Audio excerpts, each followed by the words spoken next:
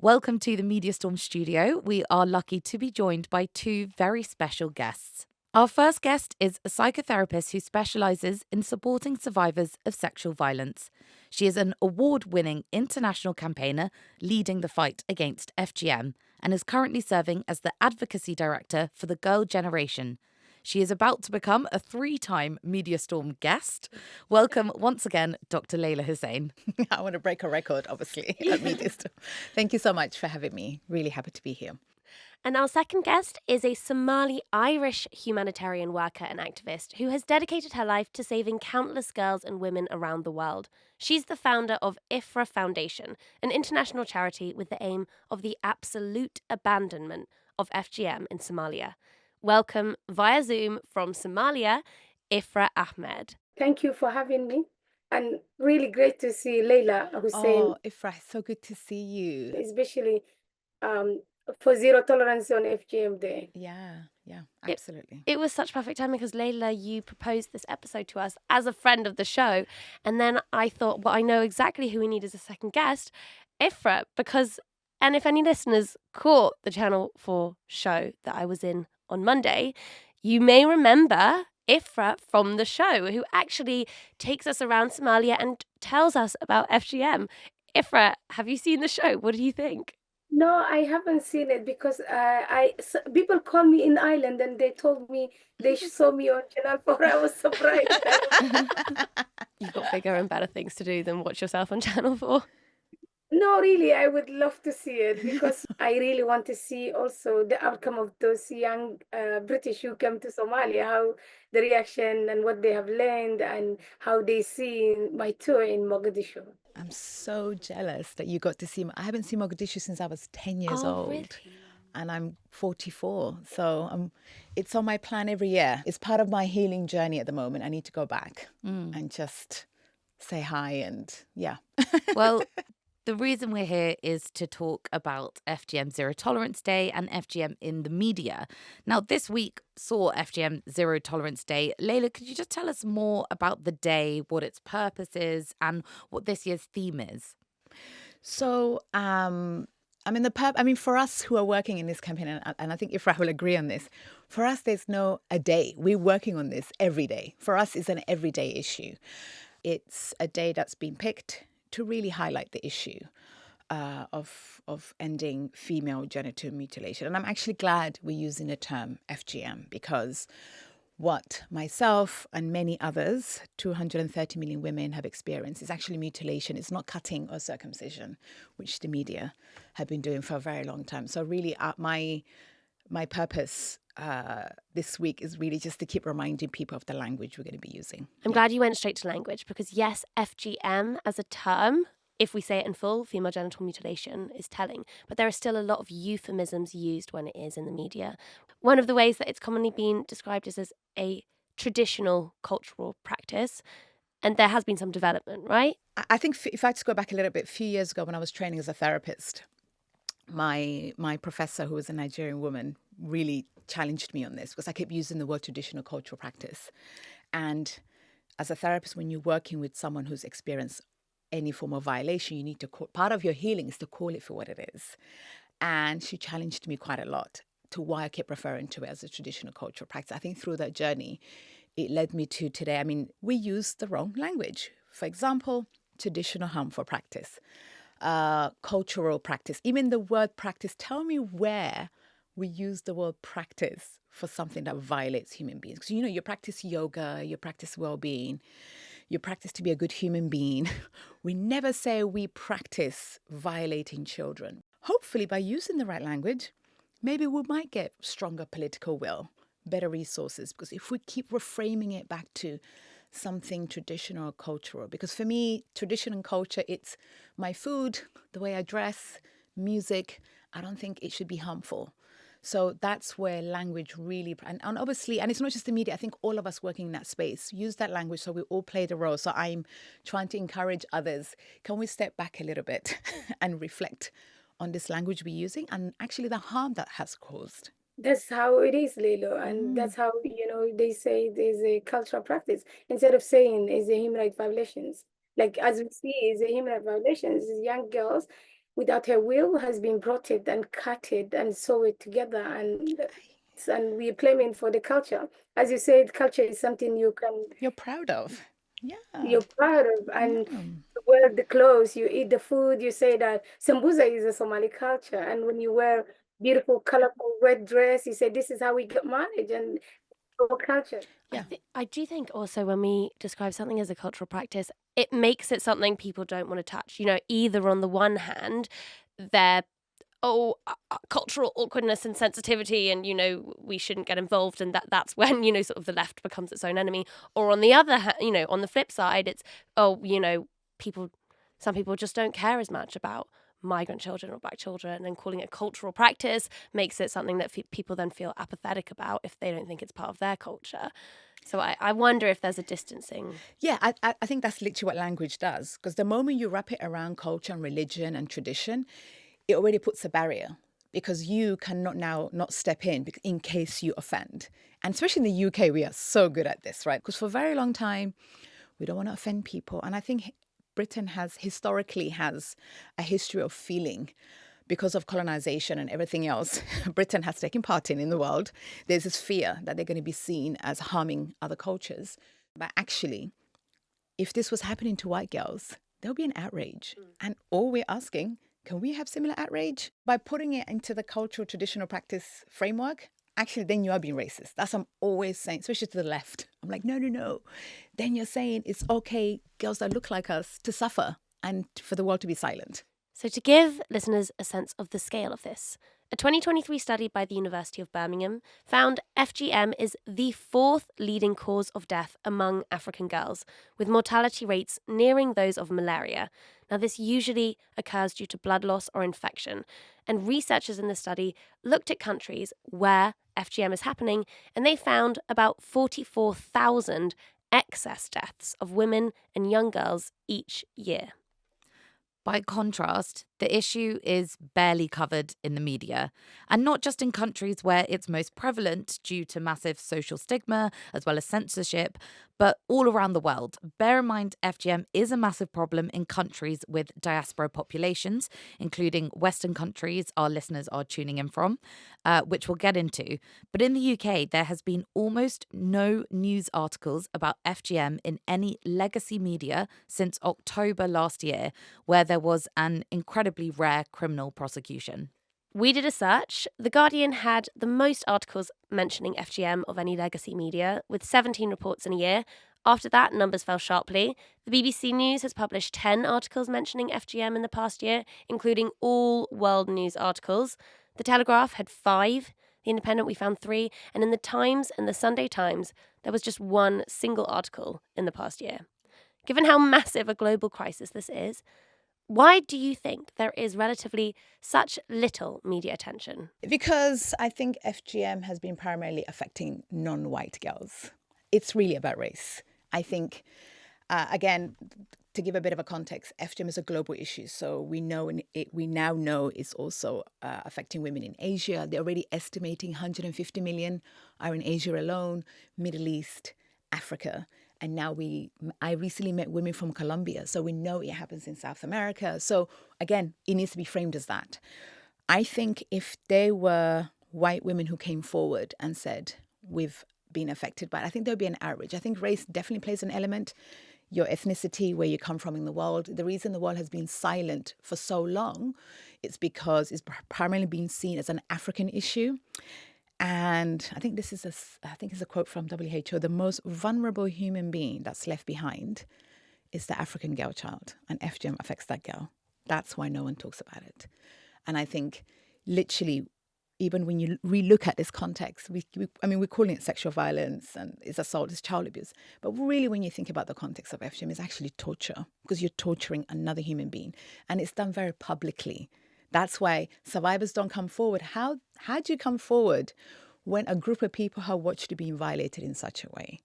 So it's not just torture, it's beyond that. But that's why the world has been silent. Race and gender definitely plays an issue. Yeah. Let me take you back in 2020 when COVID happened. The world got crisis, and already almost the gender-based violence has been completely forgotten. all was about COVID-19, and nothing happened. And now is we have a global crisis with the climate change.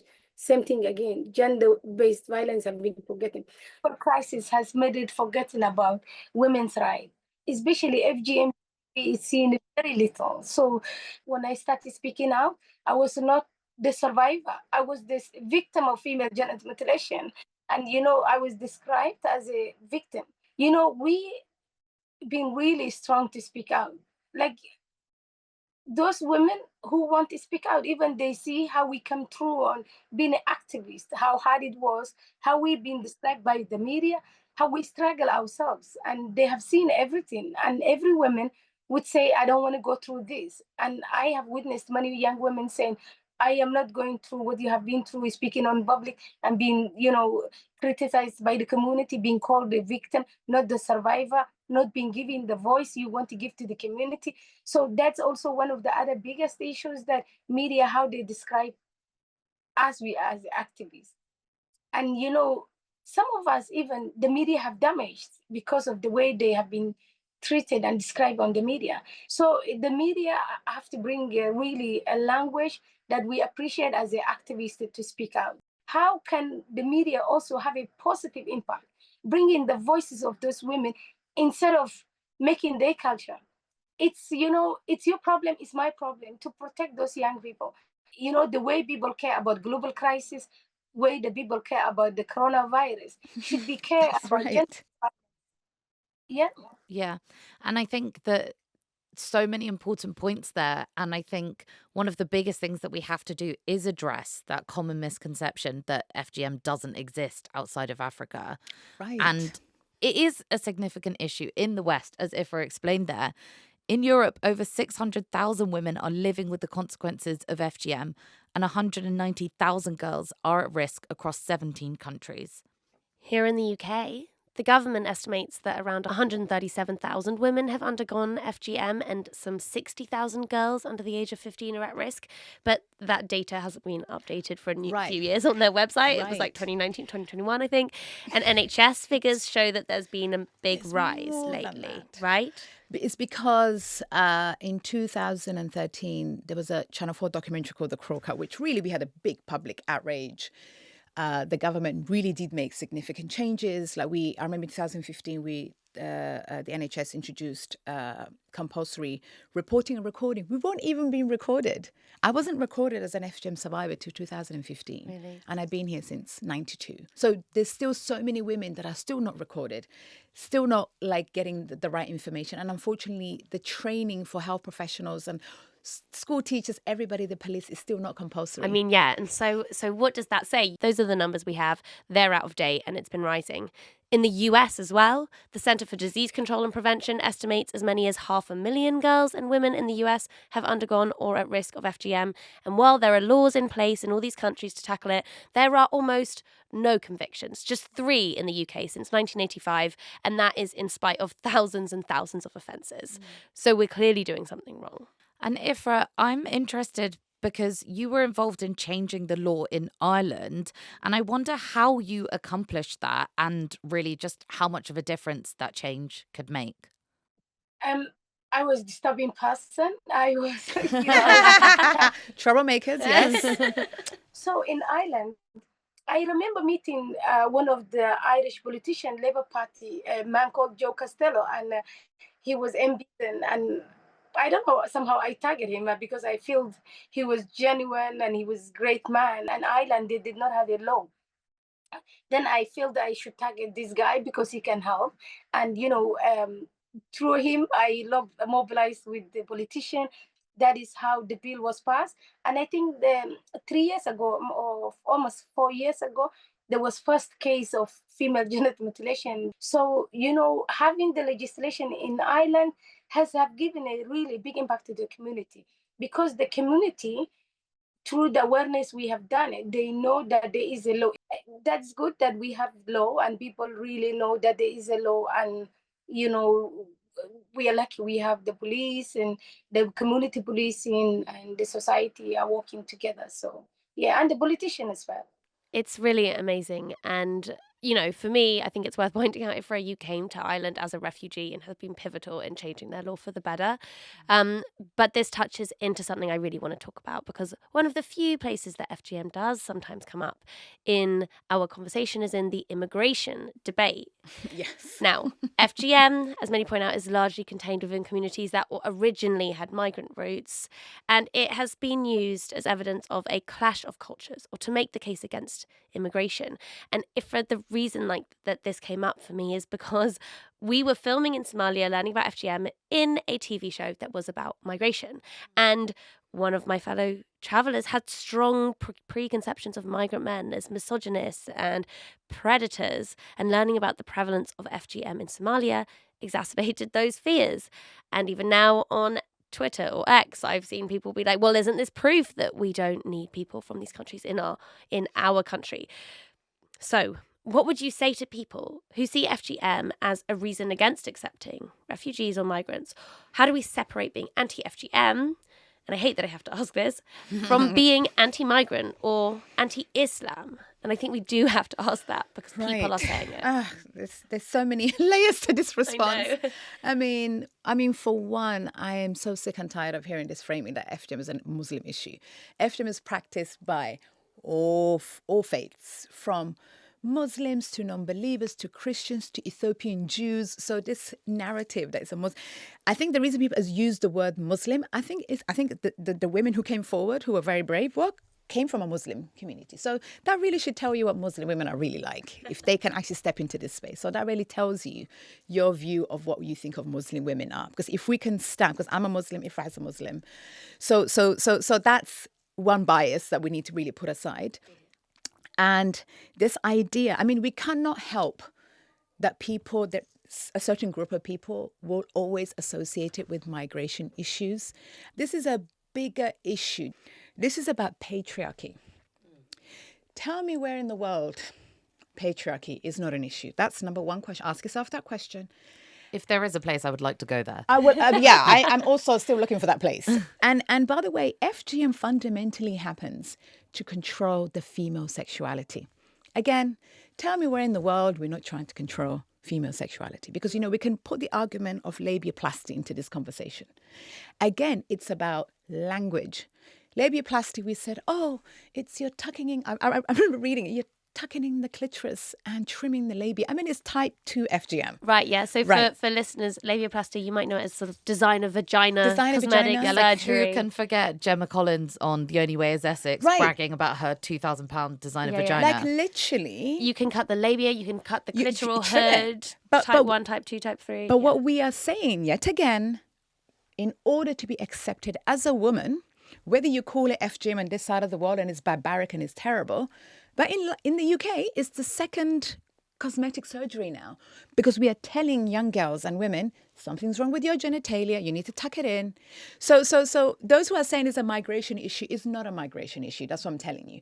This is about a patriarchal issue where we want to control female sexuality. That's what it's all about. I mean, but we put it on migration so we don't address the patriarchal issues in the West, in the so-called democratic countries. That's the real issue. That's my opinion anyway on this. I just want to enforce that comment, because something that does frustrate me so much is I'm hearing these arguments come from people who have histories of expressing extreme sexist views or accounts on social media. And if we really, really cared, then, well, firstly, there's plenty we could address at home. Like you said, labiaplasty, I could see that personally as a dangerous cultural practice where we are indoctrinated to think our vaginas aren't sexy enough unless we put ourselves at risk of potentially fatal infection or harming our sexual pleasure and fertility organs. So, yeah, I agree with that. Do you want to hear something crazy? Even more crazier? The current FGM law prohibits me and Ifra from going to get labiaplasty done. But you maybe, they're going to have to check, because, you're a bit brown. I'm a bit brown, Yeah, they're going to have to figure out who you are first. But literally, I'm not allowed to get labiaplasty done in the UK. Because the surgeon, would be prosecuted for FGM?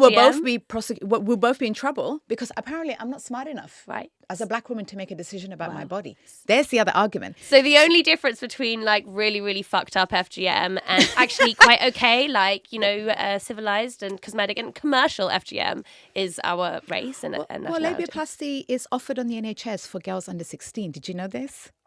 I read that some surgeons will meet girls as young as 9, Instead of telling, instead of us porn. educating girls about their bodies and accepting their bodies and loving their bodies, we're telling them, go and trim your labia instead.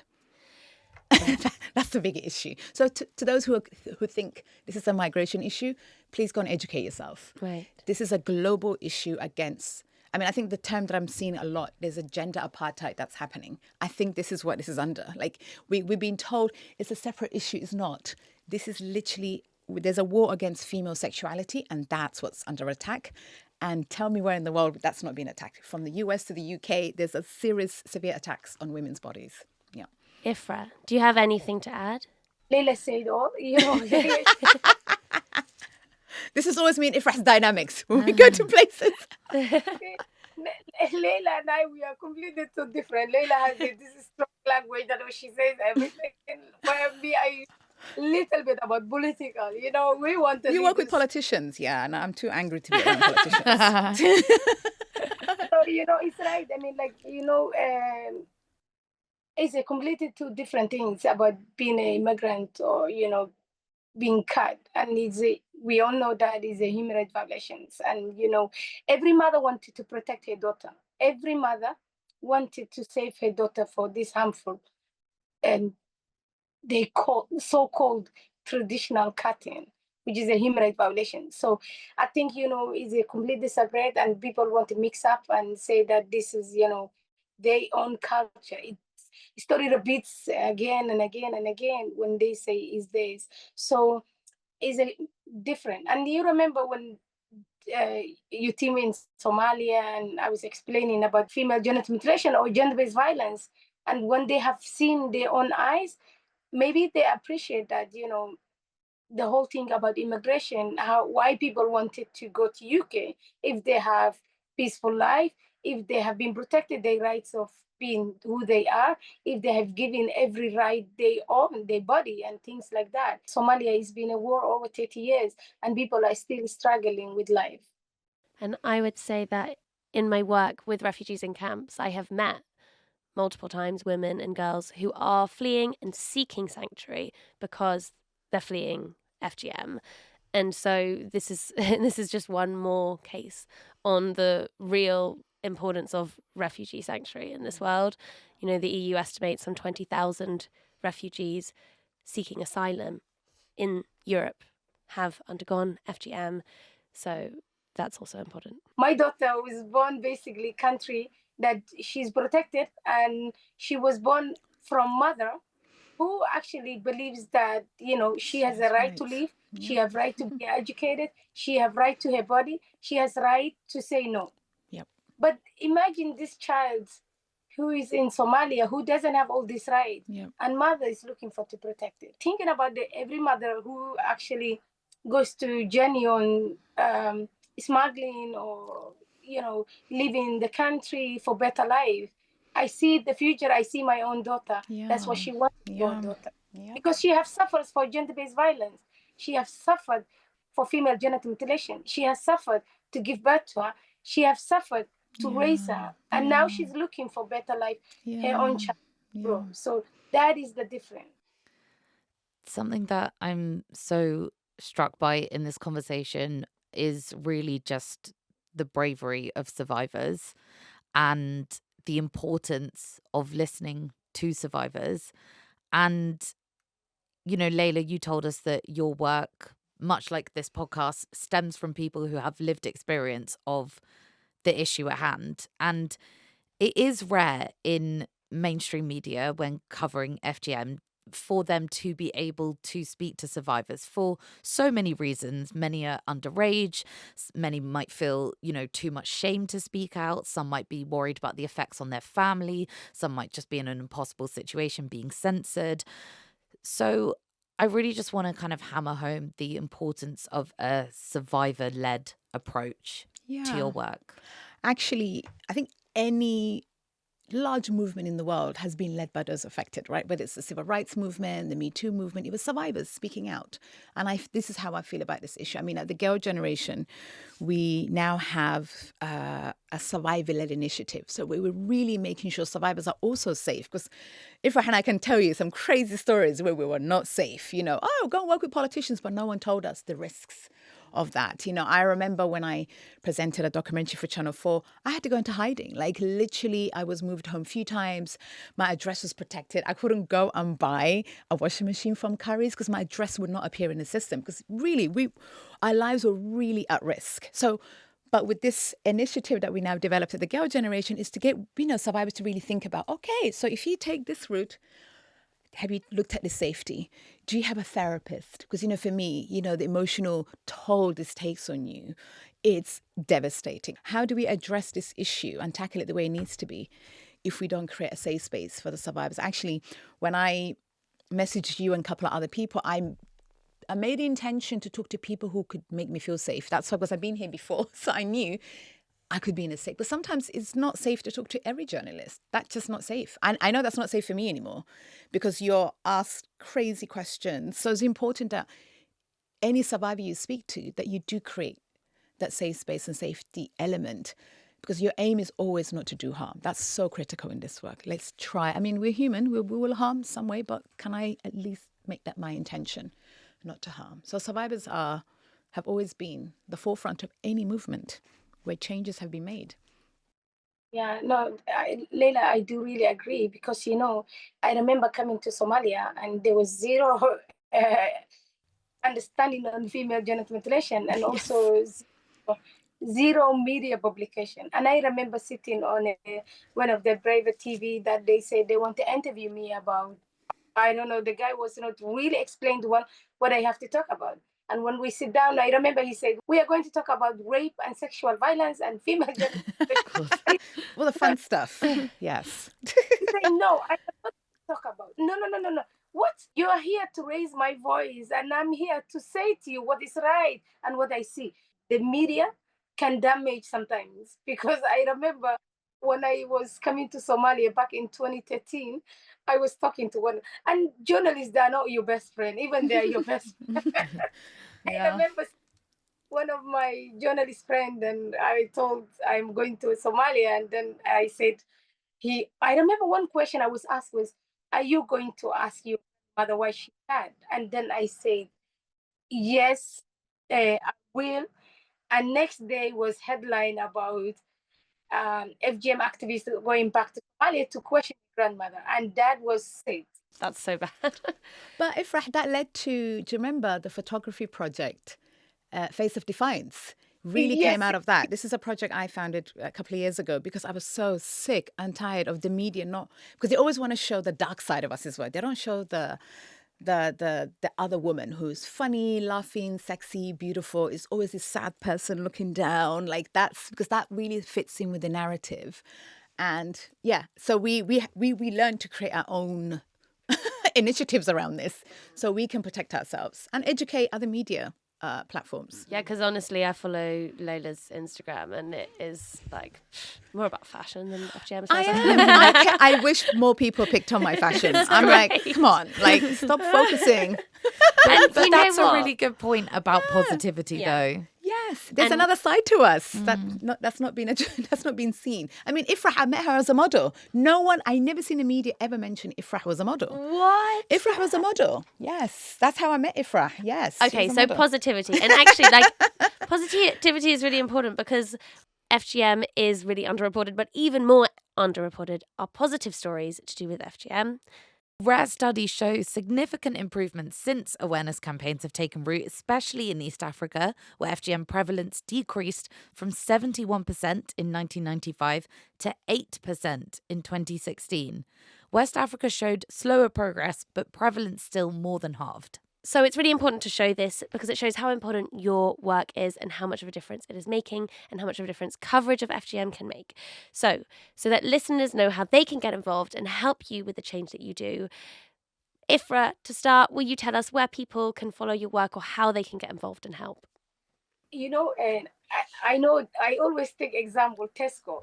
Tesco have a bag. It says every little house, and I like that. Tesco will be very happy to hear this. So now you invited us, me and Leila, to speak, and people when they share on their platform, that raises the awareness, people to volunteer about FGM, and people can get involved, taking our voice to another level. And also IFRA Foundation, people can find us on Facebook, IFRA Foundation, and also Instagram and Twitter. And we asking people to basically share their platform, and as Tesco said, every little helps, and whatever they can do. We also have a donation page, people can donate. And more important, I always say that taking my voice in other level helps to raise the awareness and the community to understand your voice is very important to us. And Step Up is activists to speak out, and for other people to take our voices into their platform. Thank you. Thank you. And Layla, what can people do to support your work? Yeah, so I mean, all social media pages at Layla Hussein, and please follow the work of the Girl Generation, because even though we're based in Africa, but there's a big connection with the diaspora. That's how whenever I'm here, I'm like, hey, the connection is there. Girls are taken back. So British girls are taken back. European girls are taken back. So it's very important we continue with that work. And I guess for me, what I would ask people is really reflect on the language again. Just imagine your daughter or someone, a woman, a girl that going through that you will never use the word culture or tradition. So that's really a challenge I'm going to give to all your listeners. Just really begin to challenge your language. Look at we all carry biases. That'd human. Like, we've all been conditioned in a certain way, but just challenge it a little bit. But also do it safely. Don't feel bad that you've been using the wrong, because I've been using it too. So that'd be my yes. Thank you. Thank you so much. It's been incredible having you both.